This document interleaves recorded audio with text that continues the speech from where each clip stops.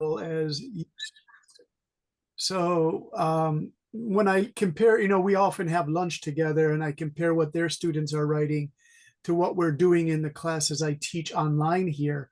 Your abilities are allowing you to go so much further, accomplish more, more sophisticated writing, more academic writing. It's really a pleasure to teach all of you. It's wonderful, actually. I was thinking about that a lot today because I was going through the responses and I said, these are excellent responses. I mean, you But guys fully this is understood the your assignment. volunteering job, right? Because you work like for fun and not for to pay money or anything, right? Just Oh, but it takes enjoy. it takes patience though, to prepare the lessons. But what I like, Hui, is preparing these lessons is actually teaching me, the teacher, using the new textbooks I'm using. It's written by four authors, these academic series. I don't know if you can see it, but You use the tutor so I can see only back of it. yeah, isn't it strange? Like there it It's is. Oh, it's interesting. better. Yes. Yeah. Okay. Cambridge Academic Writing. It's made by Cambridge University. So I've used their textbooks for more than 30 years. Cambridge has really good research. They have an excellent research division. So if you look at the books writers, we have a person named Chin or Chen and Reed and Yamasaki, Sean Ray. So it's written for the Asian market, but they really go deep into what they want the students to really understand why we're doing the things we're doing. Do you think that human writing is become less important due to a lot of people are using AI writing for like Yeah. copywritings and communication on daily basics now? You think that our human writing is academic writing is become less and less important? No, no, I think what you No? guys are doing is really good. You're really doing the hard work because the AI doesn't have the nuance yet. Even very sophisticated AI that gives good information, it doesn't have the ability to really give it a genuine depth and nuance to answer specific questions. I myself, I use it for tonight's academic writing 3 class. I will use AI a little bit just for a sample paragraph that I want to show the students how to get away from the pure AI answer and create their own answer. So I was happy that I had access to ChatGPT to give me one paragraph on solar energy, but I want the students to paraphrase it, change it. That's going to be tonight's lesson for the class that meets at 7:30 tonight. Interesting. Yeah. Let's see, we have who is here. Ellis, how are you, Ellis? Fine, thank you. Yeah, did you have a good weekend, Ellis, or did you study all weekend? Study. Do you like studying, Ellis? Yeah. Yeah. Okay. You do a nice work, Ellis. So thanks. Tron, we have Bao Quan. How are you? Are you there? Just checking microphones. Hello, An. Nguyen An. T is okay, or he says, just call me Ann. Hello, An. Nguyen, how are you? Yeah, hello. Why? Yes, I'm doing well, thank you. You're welcome. By the way, if my screen freezes and then sometimes I get knocked out of the Zoom session, if that happens, it takes me just 2 minutes to get back. So if that happens tonight, it happened this morning. We have a new Wi-Fi system in my house, and it seems to be having some problems, even though it's new. We're having some problems with it. So if that happens, I promise I'll be right back. Mr. Ann, how are you with those stylish glasses? I can see your TV monitor, your computer monitor, Ann. Ann, how's it going? Terrible. Yeah. Is your Wi-Fi connection good? Your face Kind of. Kind of, yeah. I use Warp. I'm drinking tea tonight because in Hiroshima the weather has been really sunny and dry and warm, and all of the trees are opening, and I have allergies to tree powder from the new trees after winter. So my eyes and my mouth are just very allergy-like, very irritated. So I have to keep drinking tea during your lesson. Sorry about that. All right. How are you, Lean? I'm good. Yeah, thank you for a nice essay. I enjoyed reading your essay. Thank you. Yeah. What I liked about these essays, they were all different. Everyone has a unique style. So it's nice to read them. It's a pleasure to read them, actually. And Hong, are you there? Is Hong here? I guess it's Hong T or Bui T Hong or Bui Tai Hong from UAH. What is the UAH, everybody, in Vietnam? Is that University of Hanoi or University of, what is UAH, Vietnam? Don't know. Okay, and let's see, Min, are you here, Min? Min. All right, Bao. And Mr. Tintin, thank you for coming. Well, let's see, it's now 8:02 in Japan, so it's, hello, Bao, good to see you.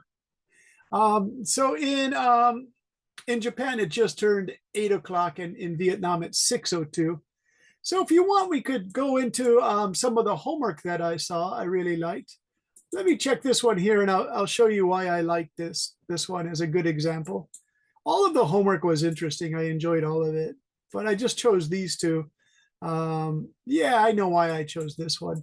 The sourcing on this, the citations, was excellent. This is by let's see if I can get the name. I just wrote checked, but this is from An. Yeah, it's my turn. Yeah. So again, I only corrected with the global community. That's an expression I like to use, the global community. I'm sorry, I have to make this bigger for you. Sorry about that. Okay, so there it is. So the global community, I like using that more than some people say the government. But because some of my students are in Germany and France and Canada, I often choose the global community, meaning community of nations. Okay, this was really fascinating. You chose Singapore, Finland, Japan, but then you were sensitive to that each learning system is different and why they are different. For example, Finland, the focus is on teaching quality. Finland, two countries, Finland and Vietnam, are receiving a lot of attention in American media about improving the education system in America.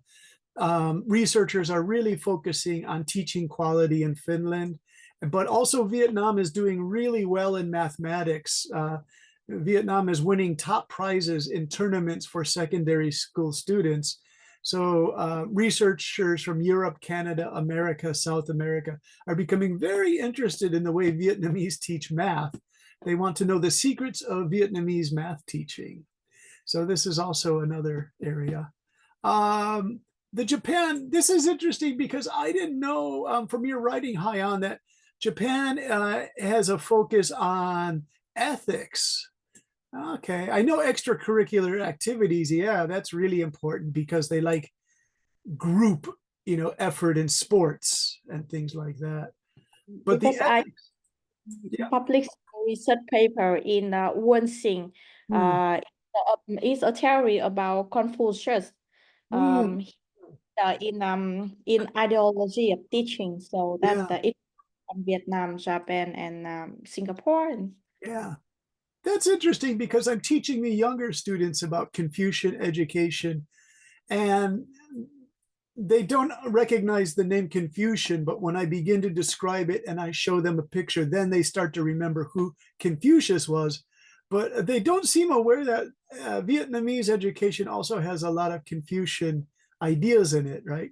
Confucian mixed with socialism is a really fascinating mix. I think Vietnam does it very successfully. Okay, and then there's the STEM. Yeah, my friend started teaching STEM in Saudi Arabia.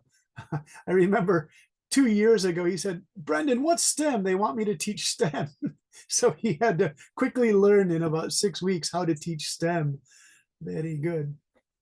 Okay, and then my comment was very good on observations, well supported, nicely done. And then, okay, and then you have for this one paragraph, 2 of these are good, 2 sources, 2 citations are good enough because this can be seen as an introductory paragraph to something larger, So in an introduction, just 2 are okay. That's fine. All right, nice work. Sorry to go over these so quickly. Then this is Anna Tran. Anna Tran, I chose yours because there were wonderful listing of the the sources here were just so powerful. Let me see if I can get that again for Anatron. Anna, are you here tonight? Yeah, I'm here. Yeah, this is wonderful because you started 1, 2, 3, 4, 4 sources for the one paragraph. Really nice. And then, oh yes, you introduced something that I think is really important. We're gonna show this tonight in the lesson. You use statistical data right in the introduction, right from the beginning. You put what could be the start of a 10-page paper or 8 pages. You immediately list the statistics, and this is very good statistical support. As it is, these are 3 solid paragraphs, and you have 4 notes, so that's really good, really good.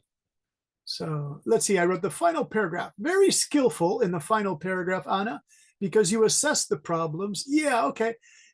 This becomes argumentation here in our prompt style because you put in your opinion here. After giving the background statistics and data, then you go into the 3rd paragraph on your stance, what you feel about it.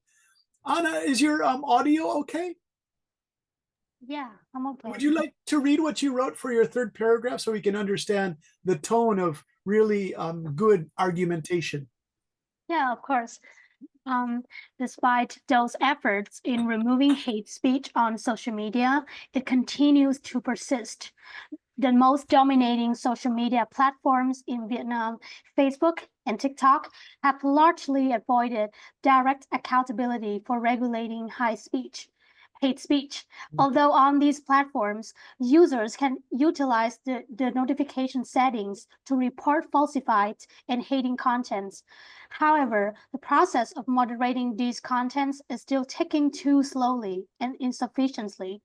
More importantly, although the Vietnamese government's efforts to remove hate speech from social media platforms appear effective on the surface, they fail to address the root causes of hate speech.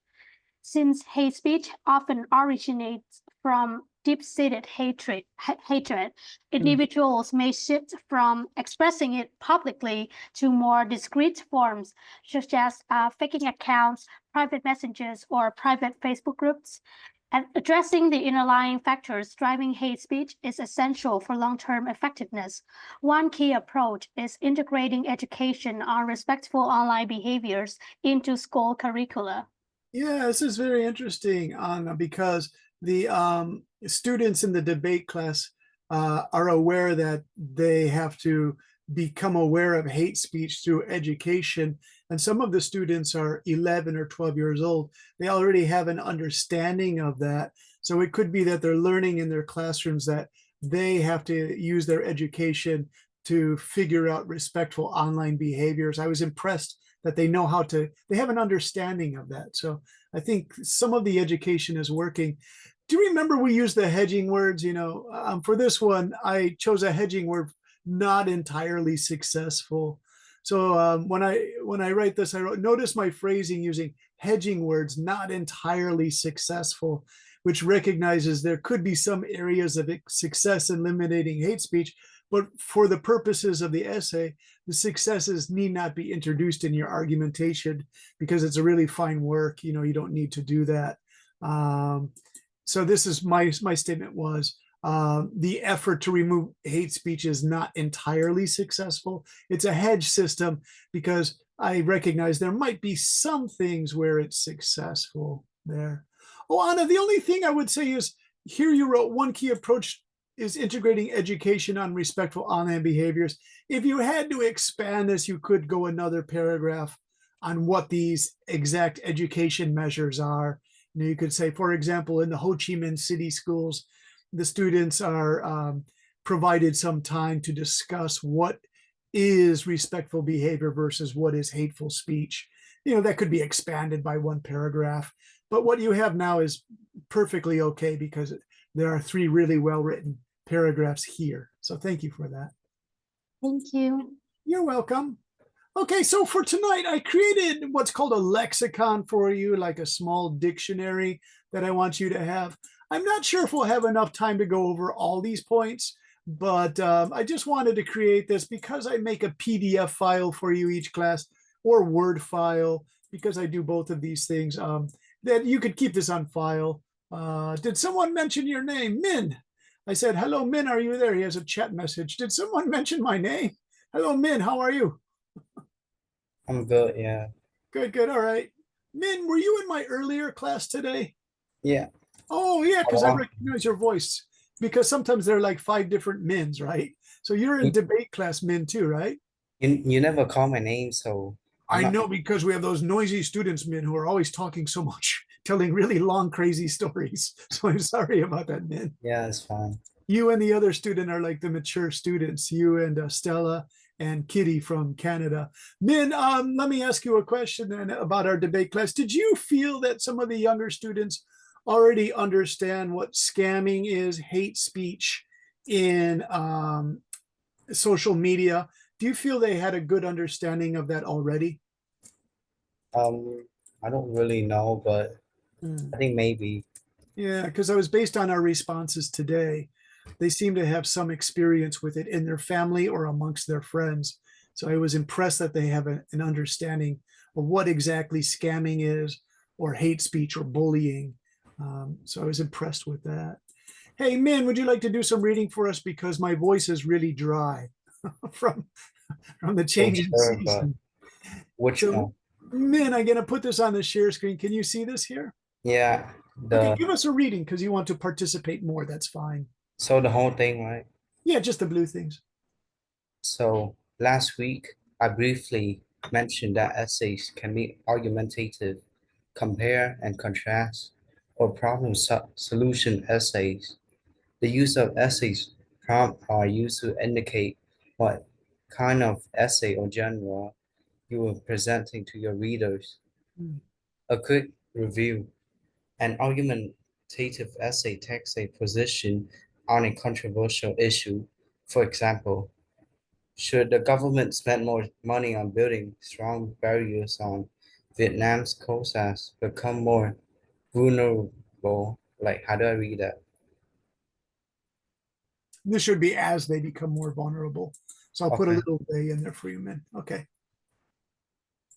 All right, there you go. As they To become become more cyclones in Mm. the era of global climate change, Mm. or has the United Nations become successful in its post-1945 objective of creating more peace and prosperity in the world? Argumentative essays are different than formal debates that many students have practiced because the writer should make an effort to include both perspectives for and against a position, whereas students of debates are encouraged to argue only one side of the debate while being respectful of the opposition team's presentation. Yeah. So I put a little review from the debate class in there too for you, Min. So yeah, in the debate, many students in Vietnam study debate, and you have to, as your team, is to argue for a motion or position or argue against the other team. But in writing, it's required of you to argue both sides, be aware of both sides. And it's perfectly okay in your writing to recognize weak areas in a research project and then support the strong areas, but be critical of both of them. That would be a really good objective for you. All right, any questions on that one? I posed you 2 questions. These could easily be homework questions, but I chose not to use them here. All right, let's see. Hui, would you like to read this one here, the problem solving? Yes. So the problem solving styles of academic essays writings is actually a subgenre of the argumentative essay. A specific problem is focused on, and then a solution is offered. For example, obesity is become a serious problem in society throughout the world, where a nation formerly described as developing now have somewhat affluent society where eating habit change from subsistence eating of traditional healthy food to fast food.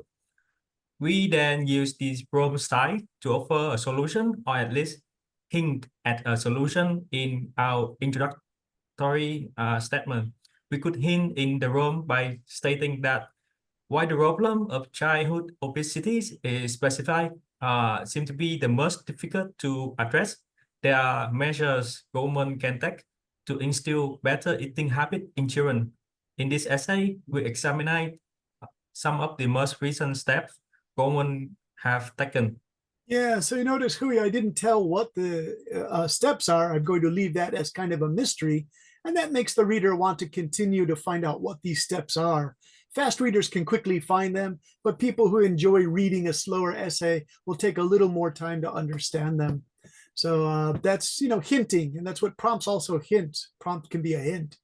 Okay, and did everyone understand the basic understanding of that? When I say sustenance eating, it could be farm families that are eating very healthy food, rice, fish, grains, vegetables. But then the family has to move to a big city like Hanoi, Da Nang, Hue City, and then Ho Chi Minh City. And then the family is so busy that they can't eat like the really good foods, your grains, your vegetables, fish. They do eat some of that, but a lot of times if all the members of the family are busy, they might eat like a school lunch that has French fries, hamburgers, pizza, and then the students don't get enough exercise, and so they start becoming a little fat. That's where the obesity problems start.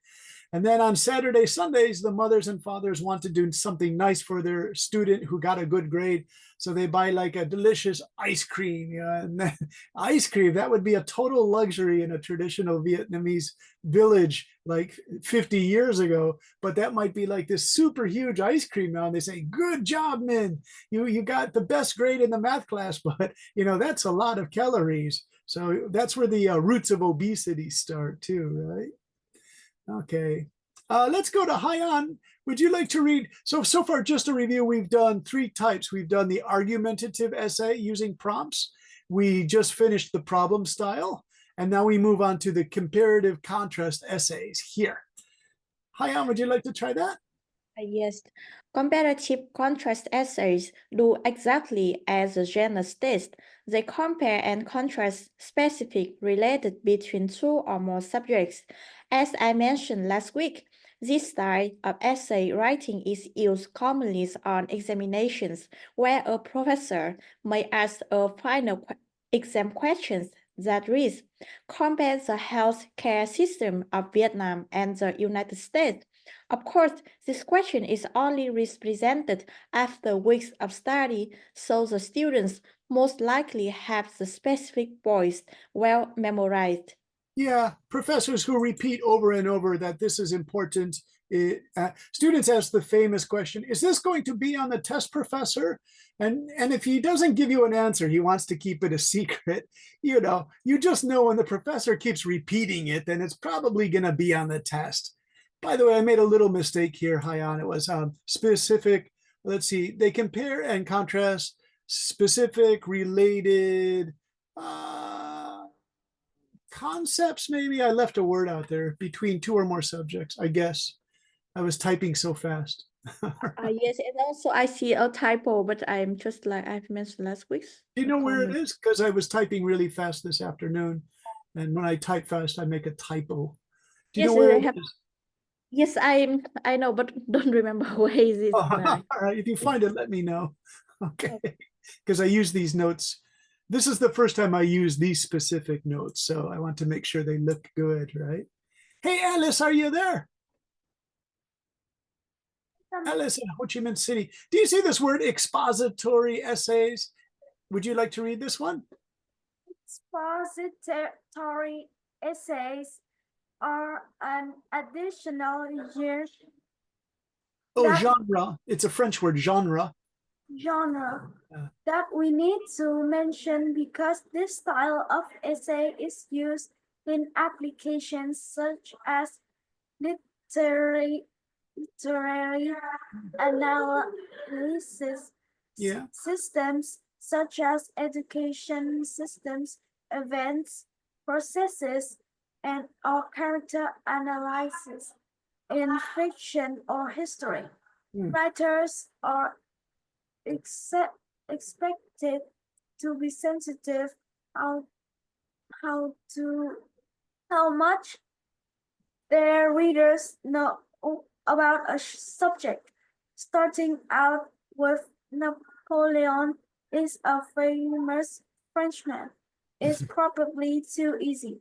Instead, writing for Napoleon Bonaparte can be characterized as the most dynamic French political figure in the 19th century, demonstrates the writer's acknowledgement that most people know who Napoleon was. The objective then in expository writing is to offer something new that readers may not know. Very good, Ellis. Yeah, so this genre word is used a lot. It's a grouping of similar related things. In English, we use the French word because it's just such a efficient, quick word to imply relationships between things that are similar, genre. Okay. So that one I wrote myself. I think that's pretty funny.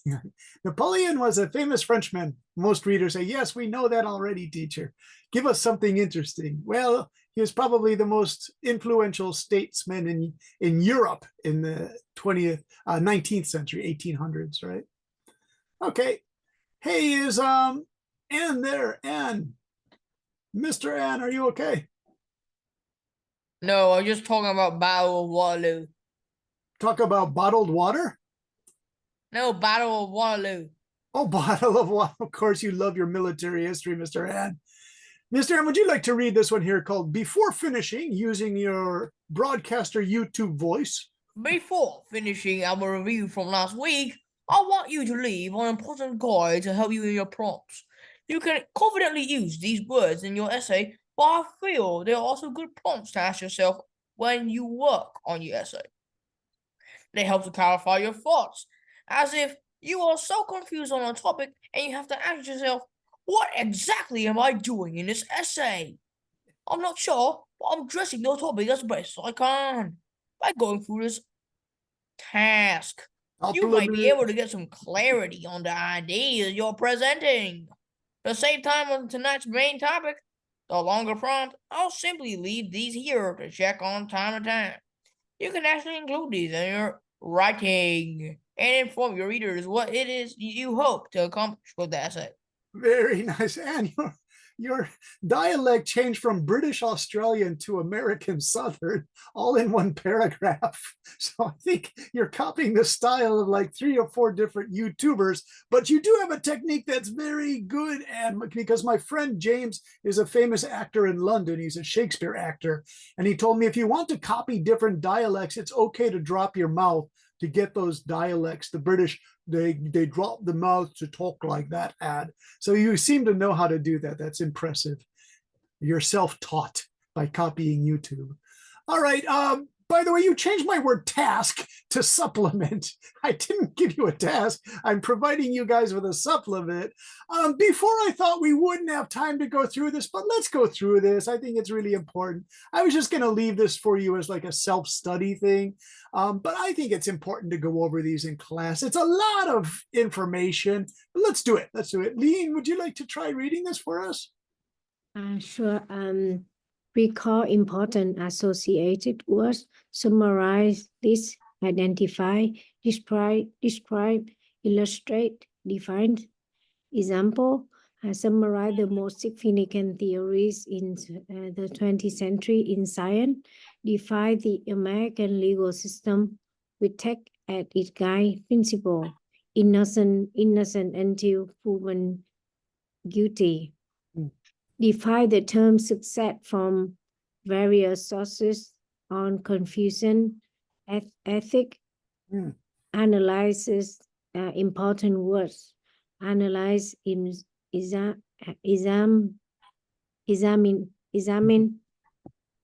discuss, compare, contrast, and determine.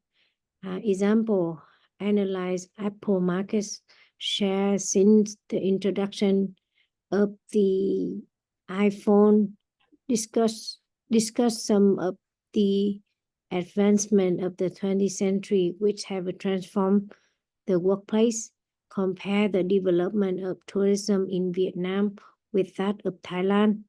Synthetic, important associated word used, refer, include, incorporate. For example, using points covered in the lecture determine critical turning points in the evolution of human societies, identify recurring theme in French movies in the 1930s that make reference to Indochina, Vietnam, Laos, and Cambodia. Evaluation, important associated words, evaluate, accept, judge, argue, recommend, comment. Example, evaluate the effectiveness of anti-piracy laws on curbing the illegal downloading of digitalized video, music, or print. Argue for or against the mandatory vaccinations of primary school students. Very nice reading. Thank you for that, Ian. I'm impressed because there are a lot of difficult words in this. I just noticed as I'm looking at these, under synthesis, which professors really want you to do synthesis, where you take the ideas they have given and the data you have been given, and then you have to incorporate these ideas, include, refer, use these ideas. But as you were reading this, I noticed it said identify reoccurring themes. I got this from the textbook and I changed it to French movies in the 1930s. I don't even know if these exist, where they have themes of Vietnam, Laos, and Cambodia. I'm guessing that they had movies like this in Paris about 100 years ago because people were fascinated with what they called Indochina. But I see the word identify here, and I thought identify was more associated with recalling, but under synthesis, identifying is looking for themes in the genre of movies on Indochina. That could actually be a good research project if someone is interested in it. I know nothing about it. I know there was a famous French movie with the beautiful French actress called Indochine that takes place in the 1920s, but it's a modern movie with the beautiful actress Catherine Deneuve. All right. So these are really important. I should be going through these a little bit slower because they're just so important. My advice to you, the blue highlighting that I just used, use this as a reference. Keep this. Remember that everything that I have in these blue words, you can actually use this in your essay. It's perfectly fine in your introduction to say, this essay will analyze Confucian ethics in modern day Vietnamese and Korean and Japanese education. This essay will examine links to ancient Chinese philosophies. We will discuss, we will compare, we will contrast. It's okay to use all of these words directly in your writing, but they can also be used where you're asking yourself the question like, what am I doing with my essay? I'm a little bit unsure. The word cloudy, my brain is a little cloudy on this topic. What is it that I'm trying to do? I often had to ask myself that question when I did my graduate schoolwork because some things became very confusing. All right, can I move on from these?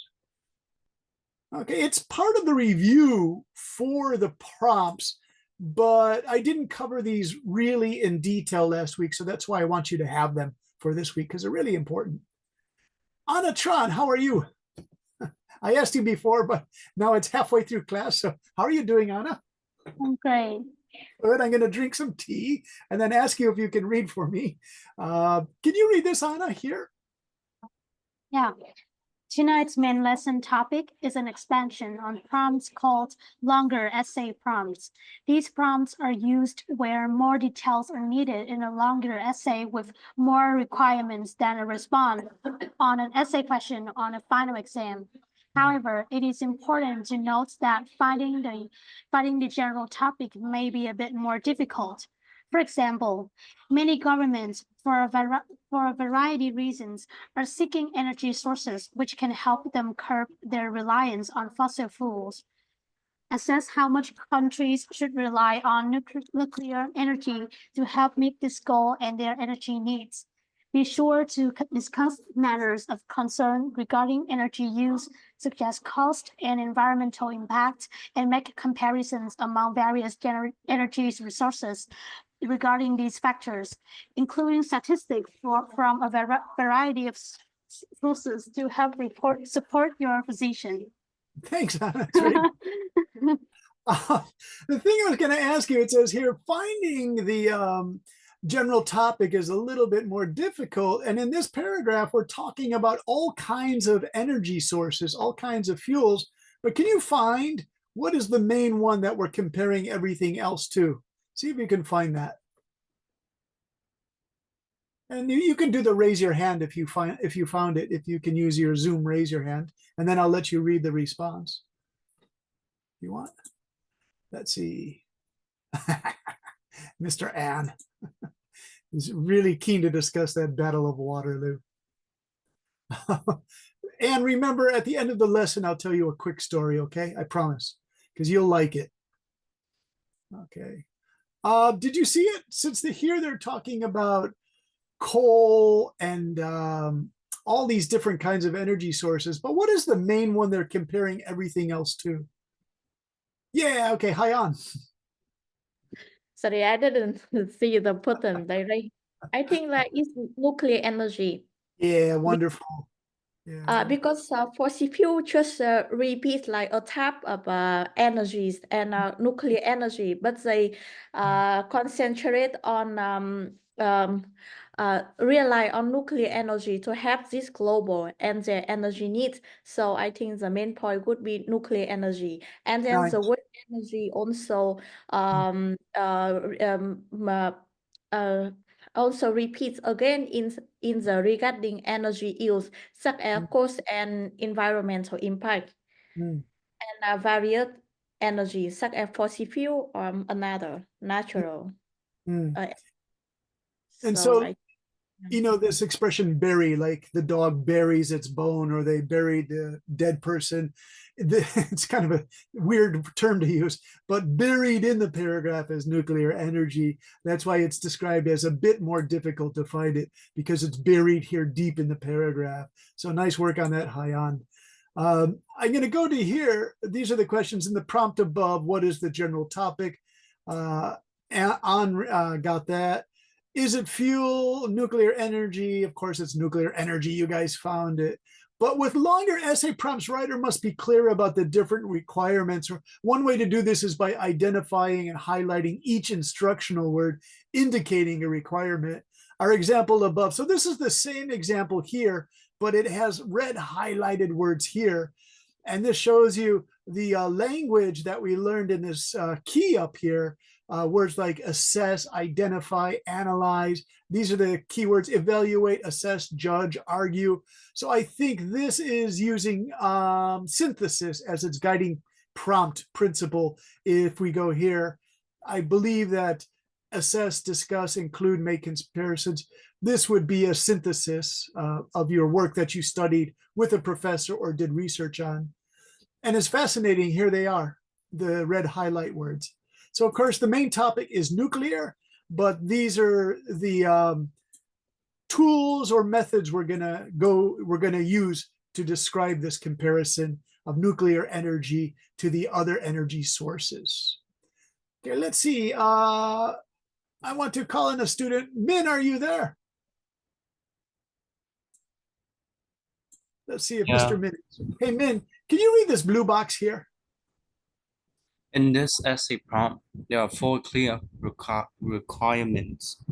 Assess how much countries should rely on nuclear energy to meet this goal and their wait, my voice. To help meet this goal and their energy needs, discuss matters of concern regarding energy use, make comparisons among various energy sources, include statistics from a variety of sources to help support your position. Yeah. So if you look at this, Min, this is the start of your paper, but this is maybe an 8-page paper that you would give a professor at the end of the term in December or in May. And these are the things that are required of you.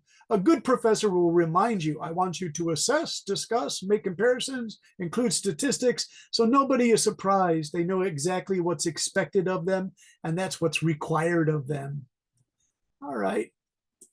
And so when we look at statistics, this is why I mentioned, was it Anna Tron's work tonight on hate speech? This was statistics. I'm going to check here. I still have it open. And I'm glad I kept this open here. This is Anna Tron. Yeah, Anna, may I use this again?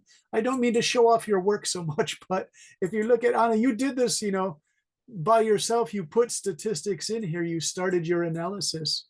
And so that's what we're doing tonight. We're including those statistics and the analysis. Analyze, we're asking for some analysis. You've done that as well, Anna. So you understand this use of prompts very well.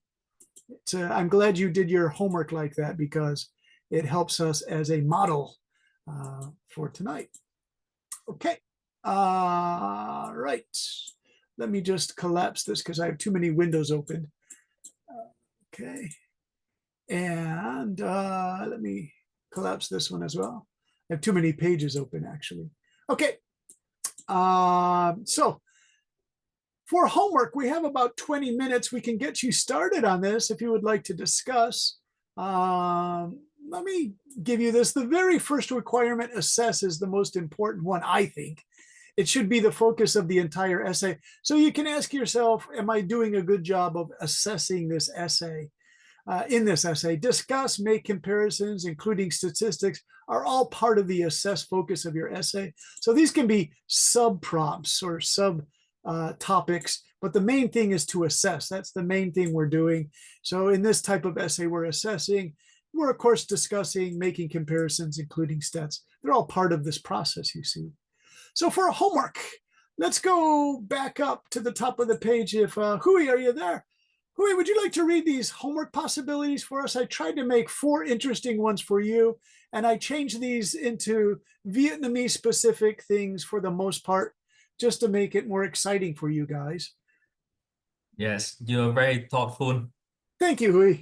It's kind of you to say. So for the homework of this week, the essay of 3 or more paragraphs, choose one of the room style listed below. So one is select a popular books that primary and secondary students in Vietnam really enjoy reading in their free time. Compare the main characters in this book. Example, how each of the characters transform or change by the end of this book. Example, Harry Potter, Wimpy Kid, Doraemon. Yeah, kids love Wimpy Kid, but the question I would ask young students like Anne and Alice and Min and Tintin, does the Wimpy Kid ever change? Or does he always stay like a kid with a lot of problems? That I don't know. We all know Harry Potter changes a lot. He becomes a grand wizard. He could probably the most powerful wizard by the end of the 7 Harry Potter books. But let's see, Alice, do you like Diary of a Wimpy Kid with Greg and all that? Maybe. Yeah. Do you know, does Greg the boy change at all? No. Yeah, he just kind of stays the same, right? So maybe it's not the best Yeah. example, but Harry Potter is a very good example. Yeah. So Alice, I put that one in there for younger writers who you maybe want to write about the books you read. Okay. All right. How about this one? Hui, you could also read this one too if you like. Okay. So the COVID-19 pandemic from 2020 to 2023 pose serious challenge to the world nation. So despite some of the most significant challenge and determine how successful nation was in address these challenges. Example, mass mandate, lack of respiratory machinery, carry out vaccinate campaign, etc. Yeah. So that one is challenges associated with COVID-19. And then, Hui, how about this one? All right. So social cultural issues often affecting the perception of different groups of people in given nation. So select a particular Vietnamese indigenous group construct how this group have been perceived on both sides of their experience since the unification in April 1975. Example, has this group has been migrated to the urban area? If so, how do the city people view them? Have they accepted a standard education without a major objection? Has their quality of life improved with respect to medical care, literacy, and economic securities? Have they been able to maintain their family ties and traditional ways?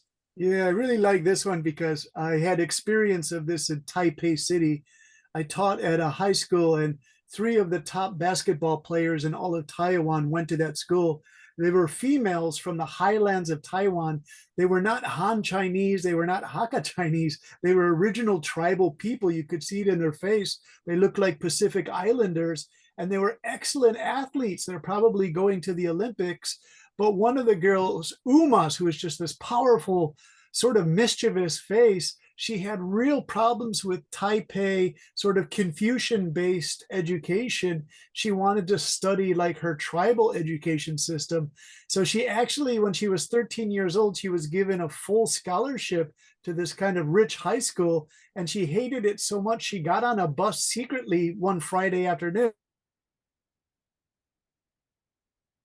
Very interesting story. Yes. And she went back up to the high. So that's why I thought if there are, I was teaching a student who is a high level manager of developing golf courses as resorts in Vietnam.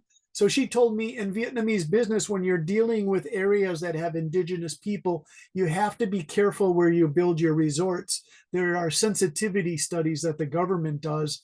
So the relations between the indigenous people and the people creating businesses have more harmony to them that doesn't cause social problems. I thought that was really interesting. So that's why I chose that one. I think some of you might be really interested in that. And then Hui, we have this last one. This is kind of fun. I like this one. Based on what you told me last week, I tried to create a question like that. So the fourth topic was about analyze female characters in traditional Vietnamese literacy work in a modern television star. Compare and construct the idea of how women was expected to act in society in their traditional literatures, compare with how a female act in her role on television in a comedy or drama. Be sure to comment whether the modern woman is presented as having been changed over the decades. Identify specific characteristics of change perceptions. Yeah, and I forgot to add here, you could say, or you could argue that there are still traditional attitudes toward women. You choose a very trendy topic, Thank you, Hui. Brandon, because it's just like the woman. I mean, in Vietnam, we celebrating the International Woman Day, Yeah, the 8th of March. I'm not sure. Is it in Japan? You do celebrate that? here too. Yeah, yeah. Okay. Yeah. I remember I was impressed last year. I was teaching in March, and the female student said, "No, we're not going to work tomorrow because we take the International Women's Day very seriously. We observe it and discuss it." I thought that's really cool. I think that's one of the great things about Vietnam's socialist economy. You do take these things seriously. It was wonderful, actually. So very good. Okay, what do you think, high on of that topic? Number 4. Did you react to that strongly, or were the indigenous people more interesting? What's interesting for you? I'm just curious because I'm trying to make these as interesting as I can. I think I have to do a research about it first. Yeah, I thought so. You want to do it correctly. Yeah. Yeah, and even if it's light research, if you're busy doing other research projects, it's okay to quickly read the abstract of one, 2 or 3 articles, look at the abstract and say, oh, that's okay. I agree with that, or I don't agree with that, right? And if you don't agree, you could say, I disagree with this because, it's fine to do that. The reason I wrote this one high on also is when I was living in London about 30 years ago, I was visiting my cousins, and my timing to visit England was very bad. I just was living in Switzerland, and I said, hey, cousins, can I come visit you in London? I have 2 weeks vacation. And they said, Brendan, you never give us enough time. We're all going to Greece because the weather in London is too hot and we want to go to the sea. But what we want you to do is take care of our townhouse because we don't want a thief to break into our townhouse. So I got to stay in the townhouse for 2 weeks by myself and my other cousin. And I would go to the cinema each day. And I went to the cinema. I saw my first Vietnam film. You guys, maybe, I don't know if you know the Scent of Green Papaya. It's a wonderful film by a famous Vietnamese director, Scent of Green Papaya. And it's about a young country girl who has to work as a servant for it's kind of a rich merchant household. And she's very quiet, but she sees that the things going on in the household are sort of a microcosm of changes in Vietnamese society. And she stays very quiet until the end. She can't even read. And then it's kind of a love story or a fairy tale story because a man who's kind of he's a professor, I think, and his level is quite high in the society. He falls in love with her, and so he teaches her to read. The ending is beautiful. I almost don't want to tell you the ending because it's very magical and special. So I got to keep the ending secret. But the professor turns out to be a real gentleman, a really nice guy. It's called Scent of Green Papaya. And it really was fascinating because it shows the transformation of women in society, but it also shows some of the problems that women continue to have in that society. Do you know that film, Scent of Green Papaya? You know it. Okay, yeah. Let me do a stop the share here, and I'll show you the cover, because if you see the cover of the DVD or picture from the film, then you will know this. Maybe when you were a teenager, you would see this poster or on television. The director became internationally famous. I don't know his name. The Scent of Green Papaya. I don't know its Vietnamese name. His name is Trần Anh Hùng. Yeah, and, he's and the Vietnamese name of the film is called Mùi đu đủ xanh. So it's a very famous movie, but I think the young generation, they don't know. Yeah, there he is. Tom Todd Diet. How do you say his name? It's French. Oh, it's the name of the music. The music in it is beautiful. No, I think the main guy is named Trần Anh Hùng. He do several, but he's French, Vietnamese French guy, so he uses a lot of French cultures. Oh yeah, that's true. By the way, this is the very last scene, which I'll keep secret. I don't want to ruin it for you because her life is very hard. She has to help the grandmother and she has to learn all the traditional recipes. The grandmother is actually pretty kind to her. She's strict, but she's not mean. She's not mean-spirited, but she almost feels sorry for this simple country girl. Again, attitude towards women. The grandmother just feels that this young woman is going to just do what she did and cook all day and do all this stuff. But it's a changing society, so we see how it changes. And then the female leader of this household, I believe this is her here. She's very powerful, but she has very bad relations with her husband because he gambles money too much. Do you remember that part, Hui? And so her business is failing. She's very hardworking, but her husband is very irresponsible and he's losing the family money. So this young girl sees fights between the mother and the father. Actually, they don't fight. In the traditional society, it reminds me of Japan, old times. The expression there is one of the themes is women in the traditional societies suffer silently. They don't show their emotions. They just take all of this punishment and it's terrible. So the mother suffers silently That could actually be an entire theme of a paper if you wanted it to be, women who suffer silently in Asia. This has changed in Japan because the Japanese government introduced a new series of laws that addressed domestic violence, where a man is physically or verbally abusing his wife. And it was to stop domestic violence, a very serious issue. And then a group of men turned around with lawyers and they said, my wife abuses me. So this was a really shock. It was in all the newspapers. I don't know if this was a political stunt by a group of men, who were not satisfied with this new law. So they did something clever, is their complaint true or not? But they said, my wife abuses me. So this law also applies to me too. Well, technically, if Yes, if a mother abuses their child, wouldn't Yes. that mean they're abusing a man? this is a good point, Anne, because that's what the men are saying. They said, she not only abuses the children, she abuses me too. But I'm not sure if that means shouting at him in front of the children, making him feel terrible, or if that means she's actually hitting him. I've never seen a woman hit a man before. But I have to contrast this with when I see really old people. I don't know about Vietnamese society, but just as a side topic, in Japan, when you say a retired person, you mean they're in their 70s. When you mean an old person, they're in their 80s. When you mean an elderly person, they're 90 to 105 years old. So, for example, I met my friend's grandmother, and he said she's 103 years old. And it occurred to me, I've never met anybody who's more than 100 years old.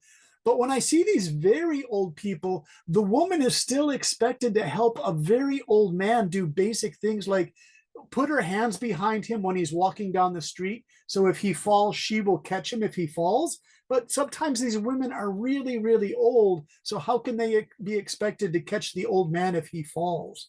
So this is old traditional society versus new new society. All right. All right. So what do you think of these topics? I asked Hai An and Hui. I want to ask Anna Tran and Lian and Min and Bao. What do you think of the topics? Lian, do you like indigenous topics, gender topics? Anna, what would be an interesting homework for you to do? Social policy would be COVID-19. Let's see, Lian, what do you think? What looks most interesting on this menu? What looks most appetizing, as we say? I think I will go for gender. Nice, gender is good. Yeah. Now the question here, Lian, is for gender, like I use analysis.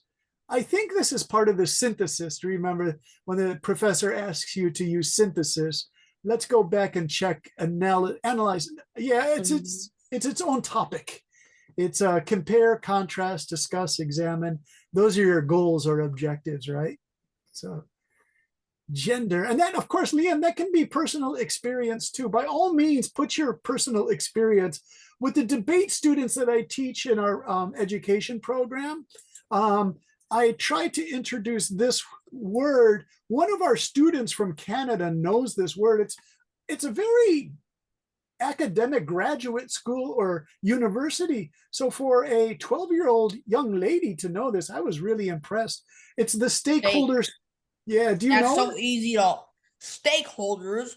Oh, steak. What could that possibly be? A long pike? Well, what's a long pike going to represent? Some stocks. Holder. But wait, you're too literal. Your analysis is too direct, Anne. It's a symbol, stakeholders. Do you know what it comes from? You got 50% of it, Anne, but you need 50% more to finish it. It's a stake to hold a tent. And what does that mean? It comes from the expression of people in Mongolia and the Middle East moving with their animals, putting up stakes along pike, like you said, and they're the ones who are directly affected by a policy. That's where we get the word stakeholders. It means they're directly influenced by a policy. So that's kind of interesting, Anne. You were like breaking it down. You were almost there. I'm kind of impressed, Anne, because you're like a very rational thinker and you almost got it by yourself. All right, at any rate, the United Nations uses this all the time. They always try to be respectful of the stakeholders' position to show how local populations are affected. So if you did gender, Lian, the stakeholders' perspective would be your own feelings from your own experience are perfectly okay, because I tell the debate students, by all means, put your own experience into it. That's perfectly acceptable.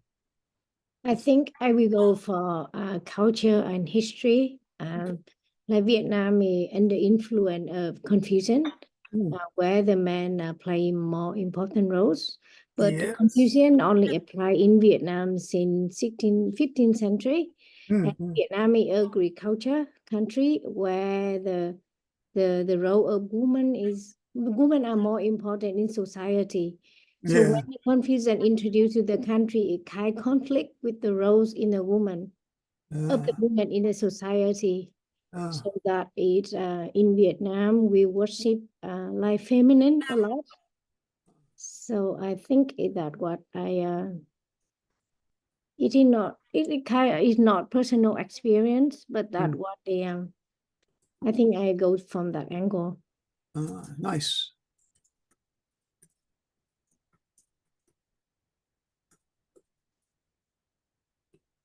Okay, I'm kind of typing that. I hope that works, Lian.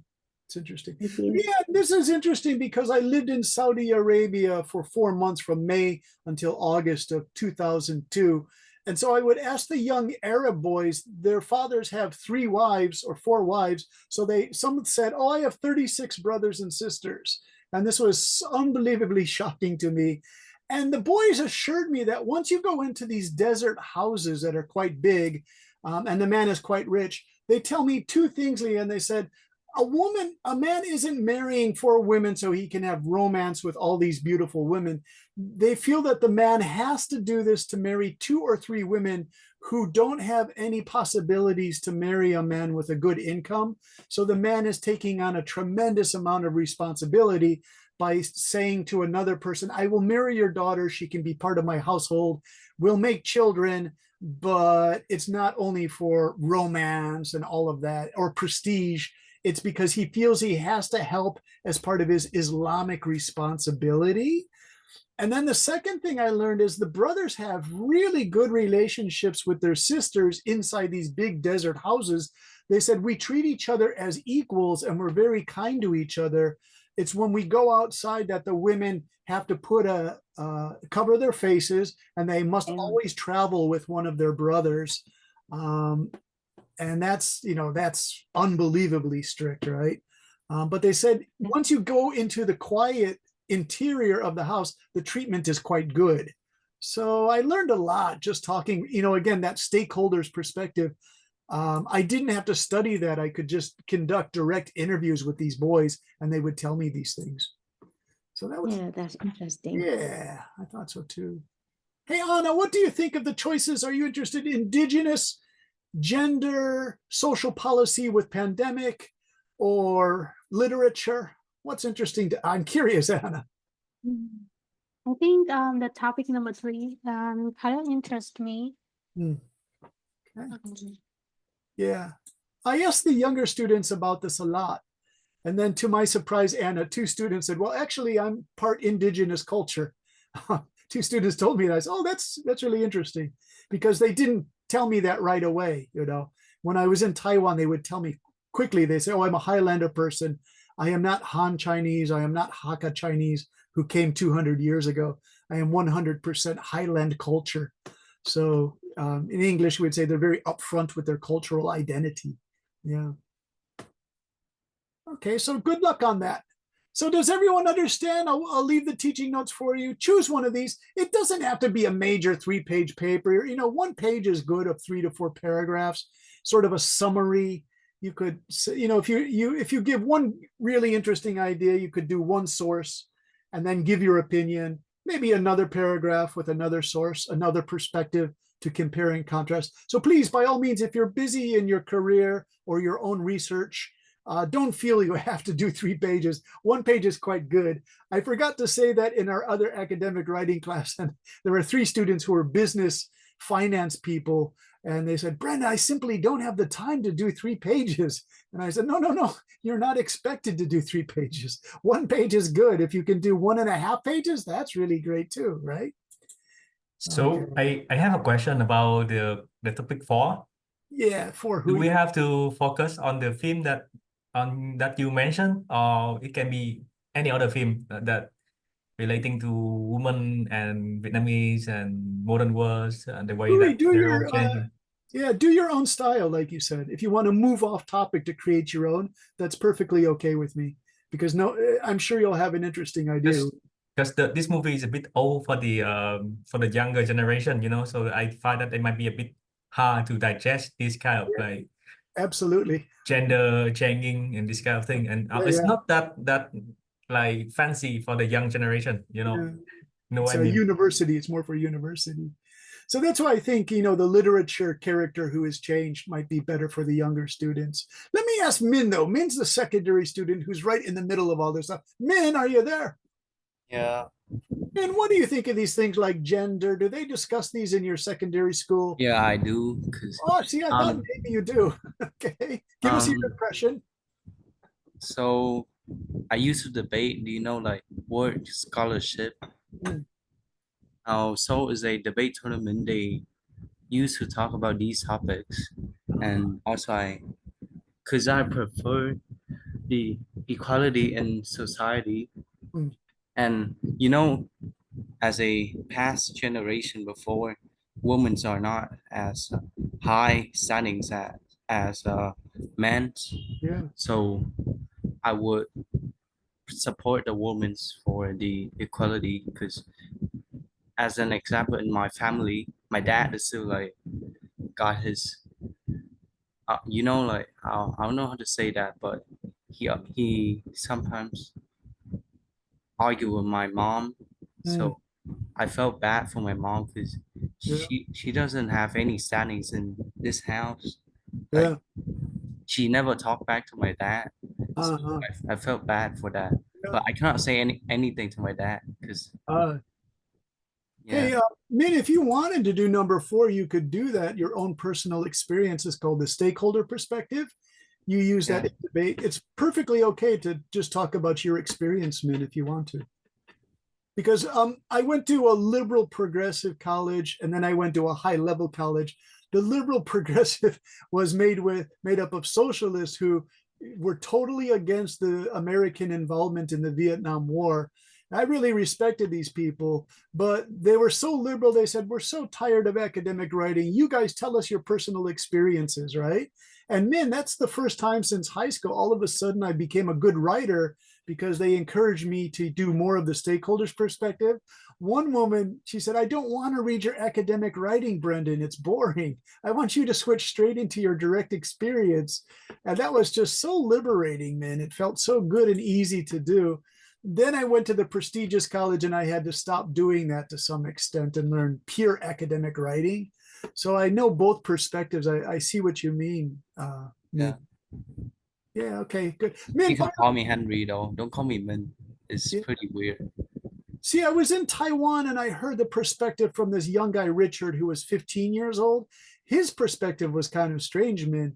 He said, actually, I feel sorry for my father, because he married my mother when he was 40 years old and she was only 20. And there's a 20-year difference between them. And my mother is bored with the relationship, and she wants to go out with her friends to restaurants and drinking. And she wants to leave my father behind. Now he is 60 years old or something. And he's just a very boring person, because my mother has kind of abandoned him, right? So that was the Taiwan stakeholder perspective. And I thought, oh my goodness, I've heard that before, but I didn't know it takes place in Taiwan, right? Yeah. But like it's not really his dad's fault. It's like both of them, they agree to get the marriage. So But Min, there was a lot of business in it, because the father was a hardworking businessman who owns his own electronic company. So he didn't want to get married. He put it off. And then at age 40, he felt like he should get married. So he used like a computer dating service. So he found this beautiful 20-year-old woman, but they're completely different. They just don't work well together after 15 years of marriage or something, right? She's getting him for money though. Yes, it was for money. And Richard said, I'm caught between this. And he said, my mother is also a liar, Brendan. And he said, I don't even think she cares about me. She doesn't sign important school papers, you know? And he said, my schoolwork is suffering because of her. So it was kind of Richard and the father versus the mother. I don't mean to laugh, but it's an unbelievably complicated situation, right? All right, you guys, I have to get ready for my next class, which is the academic writing. Wait, could you post the homework? Yeah, definitely. I'm sorry, Mr. Brandon. Can I ask a question? Sure, please. Yeah, I know that the topic number 4 is being talked about a lot, but I want to ask about the number 3 topic. Number 3, let's go to 3. Okay. Yeah. In my essay, I want to write about the ethnic Chinese people in Saigon because Very I cool. just really like their culture. Yeah. They have their own region in Jialong, and I just think their community is very vibrant, and I love they make the whole Chinatown in Saigon. I just think it's very interesting that I can write about them, but I'm afraid that if they are seen as a traditional indigenous group in Vietnam, like yeah. So I'm just kind of ask this question, you know, would they be satisfied or can't spell, you guys, satisfied or offended if they were put sorry about this, put into the same category as indigenous? This is a great question to ask, you know, Anatran. They'd say they're not too, you know, they might say, no, we're, you know, our status is different, is what the, I think we call them minority, right? Not yeah, indigenous. minority. Yeah, like immigrants or minority.